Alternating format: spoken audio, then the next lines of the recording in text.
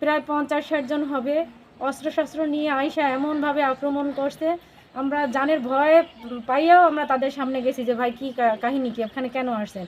হ্যাঁ, আমাদের চাঁদা না দিয়ে আমরা 75 লাখ টাকা আগে বলছি, দাবি করছি, এটা না দিয়েই তোমরা বাড়িঘর করা শুরু করছো। চাঁদা যদি না দাও কোনো দিন বাড়িঘর করতে পারবো না, এই ভাঙচুর কর, সব ভাঙ, এইসব বলে কয়ে আইসা এই যে আমার ঘরটা ভেঙে দিয়ে গেল, সামনের ঘরটা ভাঙলো। এমনকি তারা আমাকে মারার জন্য পর্যন্ত আপনার বাঁশ, লাঠি, সোটা, চাইনিজ কুড়াল নিয়ে আগাই আসছে। পরে আমার লোকজনে টাইনে নিয়ে গেছে যে আপনি মার্ডার হয়ে যাবেন। এখন আমরা এতগুলা আমরা অল্প কয়টা টাকা জমাই এই জমিটা কিনছি, এখন 75 লাখ টাকা আমরা কোথার থেকে দিব? আমরা এই জন্য তাদেরকে বলছি যে ভাই এত টাকা তো আমাদের নাই। তারা বলে যে টাকা নাই, চাঁদা তো দিতেই হবে, চাঁদা না দিলে কি জমিতে এখানে থাকতে দেবো নাকি?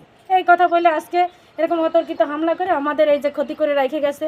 মালামাল যা ছিল ভিতরে ছিনতাই মিনতাই করে নিয়ে গেছে, গেট ছিল নিয়ে গেছে। এখন আমরা তো ভাই জানের ভয়েই আছি। এখন এই জমি তো ক্ষতি করছেই, এখন জানের ভয় নিয়ে তো রাস্তায় বের হইতে পারতেছি। এই মাসুম আর ফারুক, এই মাসুম এবং ফারুকের জন্য আমরা এখানে এখন ভয়তে রাস্তায় বের হইতে পারতেছি। ফারুক আমরা শুনছি যে তারা কোনো দলের, নির্দিষ্ট দলের হয়তো সাপোর্টে আছে।